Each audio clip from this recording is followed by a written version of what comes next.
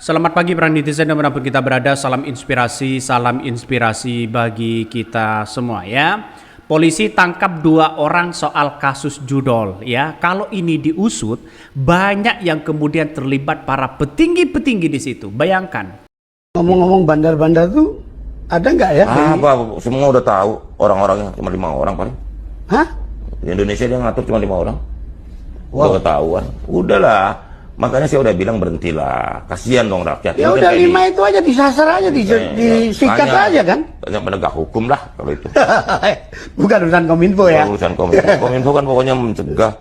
Iya. Kita sudah berbuat maksimal sesuai kewenangan kita. Satu website saja untuk agar tidak diblokir itu 8,5 juta. Kalau ada 1000 website yang kemudian mempromosikan ya judi online ini begitu kan, itu sudah berapa? Sekitar 8 miliar. Ini ngeri-ngeri sedap bos, masalah soal-soal kayak begituan begitu. Dan sekarang ya kronologinya begitu kan, sekarang sudah ya mencapai 16 tersangka ya, dari 2 lalu kemudian banyak yang jadi tersangka, ada 16 tersangka sekarang. Bayangkan hal-hal kayak begituan ya, masa ada orang-orang yang memainkan peran seperti itu. Siapa lagi? Ini harus diusut di kepemimpinan Budi Ari begitu kan ya. Kenapa? Biar tahulah ya bagaimana nuansa-nuansa yang kemudian kita lihat hari ini ya. Bagaimana di kepemimpinan Budi Ari kabarnya mau diberantas masalah judi online, tapi nampaknya tidak ada sedikit pun yang kemudian ya diberantas oleh Budi Ari ini. Makanya harus diperiksa juga begitu kan ya. Jadi artinya apa? Artinya banyak komentar-komentar dari netizen ya. Budi Ari ini pejabat ya yang nggak bisa bekerja katanya. Ini bagaimana? Ini yang bilang Zulkarnain Aprilotani alias Tony Tomang dikroco botol sekalian ya. Ini kabarnya kalau diusut tuntas para petinggi-petinggi itu akan bisa terseret di dalam judul ini begitu kan. Siapa yang mengatur, siapa yang melindungi di situ begitu kan. Hari sejak beliau dilantik, kita sudah menangani 187.000, terbanyak dalam rentang 10 hari sepanjang sejarah. Jadi 10 hari setelah beliau dilantik itu 187.000. Mudah-mudahan tentu dalam waktu, meskipun tidak ada terminologi 100 hari ya, tapi kalau kita kali 10 saja, dalam kurang lebih 3 bulanan itu kita mudah-mudahan bisa menangani lebih dari 1,8 sampai 2 juta ya, karena kita akan naikkan terus. Kami juga akan menambah anggota pengawas dari ruang digital. Sebelumnya memang masih kurang, jadi akan kita perbanyak sehingga tidak ada celah.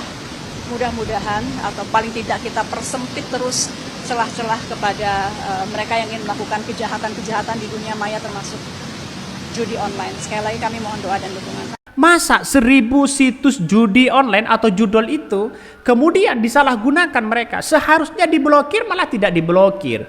Ini kan kacau bos. Ini kan kacau di situ begitu. Nah, di era kepemimpinan Kominfo Budi Ari ini kemana dari kemarin ya? Dari kemarin kemana? Jadi saya kira banyak persepsi yang kemudian mengatakan dan kemudian memberikan apresiasi luar biasa begitu kan ya kepada kepada Mautia Hafid ini begitu kan ya, selaku Kominfo, kementerian di situ begitu kan, menunjukkan bahwa ini bisa diatasi masalah judol ini. Ini awal permulaan loh ya, ini awal permulaan loh. Awal permulaan kita tahu akan banyak nantinya para petinggi-petinggi itu akan terseret di situ. Kalau Prabowo tega ya, kalau Prabowo tega bisa saja ada menteri-menteri yang kemudian bisa jadi tersangka. Kita lihat saja realitasnya begitu kan. Makanya hukum itu harus benar-benar ditegakkan. Bukan tajam kepada oposisi ya, tapi tumpul kepada koalisi. Siapapun menterinya yang kemudian memainkan hal-hal kayak begituan harus benar-benar diberantas ya. Harus benar-benar diberantas. Jangan kasih ampun begitu kan ya, siapapun orangnya. Makanya ya Budi Ari sudah mulai dakdikduk di situ begitu kan, soal diduga masalah bagaimana anak buahnya yang kemudian seolah-olah begitu kan ya dulu begitu kan ya, saat kepemimpinan Budi Ari di situ nampaknya tidak ditindak begitu. Nih salah satu yang mempromosikan TikToker yang sering lewat di beranda kita begitu kan ya, namanya Sadbor ini ya, yang kemudian selalu ngetek masalah soal-soal kayak begituan. Kabarnya Dalam beberapa cuitan ya, ketika Sabdor ini lalu kemudian joget, ada yang sawer. Nah, disawer disitulah menyebutkan websitenya begitu kan, sehingga disawer. Bisa saja ya 1 minggu 5 juta katanya. Wah, ngeri nih bos, ini ngeri begitu kan ya. Nasib memang. Cari uang memang susah begitu kan ya. Jadi kalau kelakuan-kelakuan seperti ini ya harus benar-benar diberantas siapapun orangnya di situ begitu. Makanya dengan adanya seperti ini ternyata ya mau bagaimana lagi begitu kan. Ini ngeri-ngeri sedap ini, ngeri-ngeri sedap ini. Ya saya apresiasi luar biasa lah kepada pihak-pihak yang kemudian bisa mengatur ya soal bagaimana soal bagaimana orang-orang yang kemudian bisa dijerat masalah judol ini ya. Jadi artinya apa? Siapapun orangnya kita harus benar-benar diperiksa. Siapapun orangnya itu ya, jangan pilih kasih, jangan pilih kasih. Makanya ya Budi Ari ini nanti sebagai saksi begitu kan ya. Kalau bisa dipanggil sebagai saksi dan diperiksa bagaimana ya dulu ketika memimpin ya di Kominfo itu. Makanya ya sekarang ini seolah-olah hasil dari judul ini bisa saja triliunan di situ. Kacau memang ya, kacau ya. Jadi saya kira hal-hal kayak begituan begitu sampai kapanpun judul ini pasti akan pasti akan tidak bisa terselesaikan. Ya pasti ada oknum-oknum yang memainkan peran itu. Artinya para petinggi-petinggi itu harus benar-benar benar-benar diperiksa begitu. Siapapun orangnya. Jadi ya jangan heran mungkin Pak Prabowo mungkin masih kurang tahu begitu kan ya, karena kalau bawahannya tidak transparan maka bisa saja judul ini akan semakin merajalela. Ngeri-ngeri sedap. Coba kita baca beritanya. Ini agak menarik ya. Nih. Polisi tangkap lagi 2 orang kasus judol di Komdigi. Total jadi 16 tersangka. Ngeri bos ya. Polisi mengungkapkan perkembangan kasus ya buka blokir situs judi online yang melibatkan pegawai Kementerian Komunikasi dan Digital Komdigi. Terkini polisi kembali menetapkan 2 tersangka baru terkait kasus tersebut. Kita telah melakukan penangkapan terhadap 2 orang tersangka lainnya ya. Jadi jumlah tersangka 16 orang.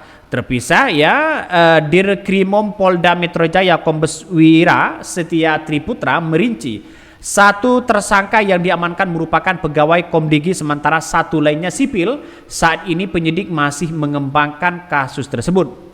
Bahkan sebelumnya tersangka mengaku mendapatkan 8,5 juta dari setiap situs judi online yang dibina. Mereka sudah membina 1000 situs judi online. Bayangkan 8,5 juta ya kali 1000 situs judi online. Berapa di situ? 8 miliar bro. Dapat rumah. Ini kacau begitu kan ya. Budi Ari kemarin kemana begitu? Padahal Kominfo yang baru ini baru menjabat. Mungkin tidak nyampe 15 hari sudah ya dikuras semuanya. Sudah bisa terdeteksi siapa yang kemudian para petinggi-petinggi itu begitu kan yang terlibat di situ. Makanya bukan tidak mungkin ada menteri Pak Prabowo akan terlibat begitu kan ya. Kalau toh pada akhirnya temuan-temuan apa yang kemudian kita periksa begitu ya. Kalau toh pada akhirnya menteri-menteri seorang Prabowo ini terlibat, diduga terlibat ya, maka kemudian ini harus benar-benar diperiksa ya. Siapapun orangnya. Kabarnya ya banyak sih ya, tidak hanya dari kelas bawah, petinggi-petinggi pun harus benar-benar diperiksa ya. Coba kita baca lagi nih. Menteri Komunikasi Digital Komdigi Meotia Hafid menegaskan pihaknya akan bersih-bersih internal setelah salah satu pegawai di kementerian diamankan terkait dengan kasus judi online judol. Meoti juga sudah membuat fakta integritas agar semua jajaran kementerian Komdigi melawan judi online. Sementara itu, ya Wakil Menteri Komunikasi dari Digital Wamenkomdigi, ya Angga Raka Prabowo mendukung penuh proses hukum pemberantasan judol. Angga menyebutkan Presiden Prabowo telah memerintahkan pemberantasan judi online demi melindungi rakyat. Itu sudah jelas begitu kan ya. Prabowo sudah jelas menegaskan kita harus memberantas demi rakyat.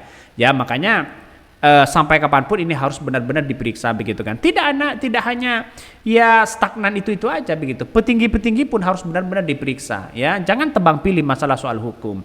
Jangan kita kemudian menjadi tersandra. Oke, mungkin itu yang kami sampaikan. Tonton terus channel Hodari Podcast Rakyat ini. Jangan lupa di-subscribe.